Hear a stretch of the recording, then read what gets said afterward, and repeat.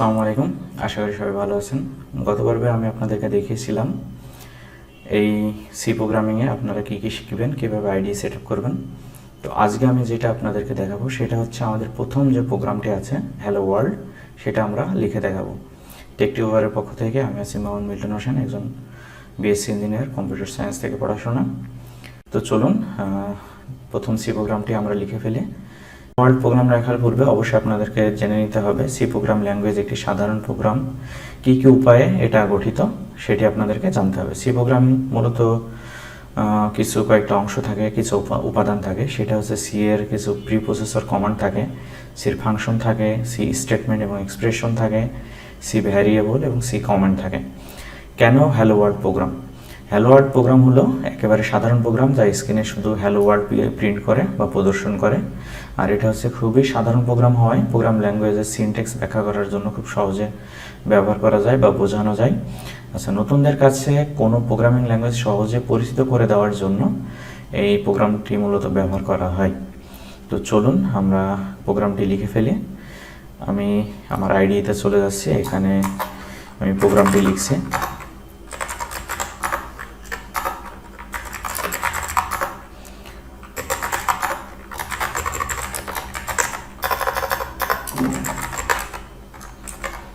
দেখুন আমি এখানে প্রোগ্রামটি লিখে ফেলেছি। লেখার পরে আমি যখন এটা কন্ট্রোল-S দিয়ে সেভ করতে যাচ্ছি তখন কিন্তু আমাকে একটি ডায়লগ বক্স দেখাচ্ছে যেখানে লেখা আছে সেভ অ্যাজ।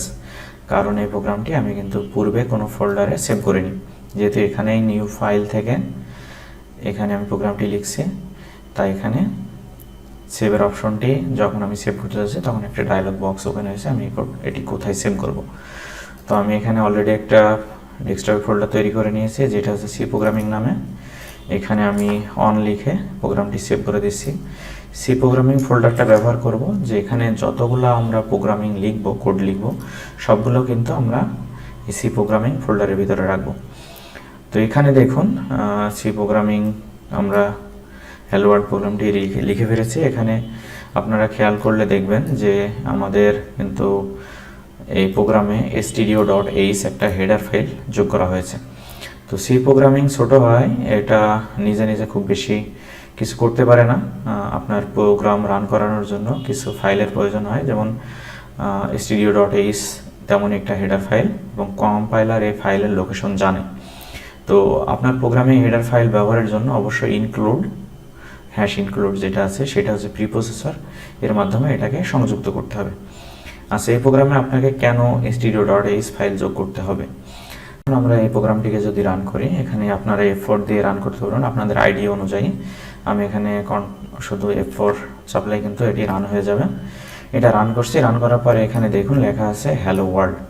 তো এই প্রিন্টএফ ফাংশনের কাজ হচ্ছে যে আমরা ডাবল কোটেশনের ভিতরে যেটা ব্যবহার করব, যে লেখাটি বা টেক্সট আমরা প্রিন্ট করতে চাবো সেটা কিন্তু এখানে আমাকে দেখাবে। এই ফাংশন, যে প্রিন্টএফ ফাংশনটি আমরা ব্যবহার করছি, সেটা কিন্তু অবশ্যই stdio ফাইলে সংযুক্ত করতে হবে। প্রিন্টএফ ফাংশনটি অলরেডি stdio.h যে ফাংশনটি আছে, হেডার ফাইল আছে, সেখানে কিন্তু যোগ করা আছে। তারপরে এখানে দেখুন আমরা প্রোগ্রামটি কিন্তু লিখেছি একটা মেইন ফাংশনের ভিতরে। মেইন ফাংশন হচ্ছে এখানে ইন্টিজার মেইন, তারপরে যে কার্লি ব্রেসেস, সেকেন্ড ব্র্যাকেট, তার ভিতরে যেগুলো আমরা লিখেছি এটা কিন্তু হচ্ছে ফাংশনের বডি। এটা হচ্ছে মেইন ফাংশনের বডি। সি প্রোগ্রাম হচ্ছে মেইন ফাংশনের যে কোড সম্পাদন করে বা এক্সিকিউশন করে সেটা কিন্তু মেইন ফাংশনের ভিতরে শুরু হয়। এটা মেইন ফাংশন শুরুতে বা শেষে দিয়ে এটাতে কিন্তু কোনো যায় আসে না। আপনারা চাইলে যে কোনো জায়গায় আপনারা এই মেইন ফাংশনটি দিতে পারেন। আচ্ছা, এখানে দেখুন প্রিন্টএফও কিন্তু একটা ফাংশন। এখানে আপনাদেরকে মনে রাখতে হবে ফার্স্ট ব্র্যাকেট যেটা আছে সেটা যদি থাকে কোনো কিওয়ার্ডের বা কোনো লেখার পরে যদি ফার্স্ট ব্র্যাকেট থাকে সেটা কিন্তু ফাংশন হিসেবে কাজ করে। এখানে প্রিন্টএফ ফাংশন হলো একটা লাইব্রেরি ফাংশন, যা আমরা স্ক্রিনে আউটপুট দেখতে চাই যে লেখাটির, সেটা কিন্তু প্রিন্টএফ ফাংশনের মাধ্যমে দেখানো হয়। আমাদের প্রোগ্রামে দেখুন হ্যালো ওয়ার্ল্ড প্রোগ্রাম লেখাটি লেখা আছে, সেটা কিন্তু আমাদের এই প্রিন্টএফ ফাংশনের মাধ্যমে আউটপুট হিসেবে দেখাচ্ছে। আচ্ছা, মনে রাখবেন এই কাজ করার জন্য অবশ্যই আপনাদের যে হেডার ফাইলটি আছে stdio.h সেটা কিন্তু সংযোজন করতে হবে। আর এখানে দেখুন লাস্টে আমরা ব্যবহার করেছি রিটার্ন 0। বা রিটার্ন ফাংশন, ফাংশন না মূলত এটা হচ্ছে একটি স্টেটমেন্ট, এটা একটি স্টেটমেন্ট, সি রিটার্ন স্টেটমেন্ট। এই স্টেটমেন্ট হচ্ছে জিরো রিটার্ন করে আর মেইন ফাংশনের কাজ সমাপ্ত করে। এই স্টেটমেন্টকে বাধ্যতামূলক না, কিন্তু প্রোগ্রামিংয়ে এটা ব্যবহার করলে ভালো লাগে আর কি, ভালো দেখায়। আচ্ছা, এখানে যেগুলো আপনাদেরকে মনে রাখতে হবে সেটা হচ্ছে সকল সি প্রোগ্রাম কিন্তু মেইন ফাংশন দিয়ে শুরু হয় এবং এটা কিন্তু বাধ্যতামূলক। আপনি হেডার ফাইল সমূহ ব্যবহার করতে পারেন যা আপনার প্রোগ্রামে প্রয়োজন হবে সেগুলোই। আপনি যদি এখানে স্টুডিও ডট না দিয়ে যদি প্রিন্টএফ না দিয়ে যদি আপনি স্কোয়ার রুট যদি বের করতে চাইতেন বা কোনো গাণিতিক পাওয়ার ফাংশনের ব্যবহার করতে চাইতেন, তখন কিন্তু আপনাদেরকে আবার স্টুডিও যে হেডার ফাইলটা আছে সেটা ব্যবহার করলে হবে না। তখন কিন্তু আপনাদের অবশ্যই math.h যে হেডার ফাইলটা আছে সেটা ব্যবহার করতে হবে। আর এখানে অবশ্যই আরেকটা জিনিস মনে রাখবেন, সেটা হচ্ছে সি একটি কেস সেন্সিটিভ প্রোগ্রামিং ল্যাঙ্গুয়েজ, যা ছোট হাতের অক্ষর এবং বড় হাতের অক্ষর কিন্তু ভিন্ন অর্থে ব্যবহার করা হয়। আর সি প্রোগ্রামে হচ্ছে মেইন ফাংশনের মধ্যে যখনই কোনো রিটার্ন স্টেটমেন্ট থাকবে সেটা কিন্তু প্রোগ্রামের বন্ধ হয়ে যাওয়ার জন্য ব্যবহার করা হবে। যদি রিটার্ন 0 করে দেয় তখন কিন্তু আপনার অবশ্যই প্রোগ্রামটি বন্ধ হয়ে যাবে। আচ্ছা, এই রিটার্ন ফাংশন কিন্তু রিটার্ন স্টেটমেন্ট কিন্তু মেইন ফাংশনে বাধ্যতামূলক নয়।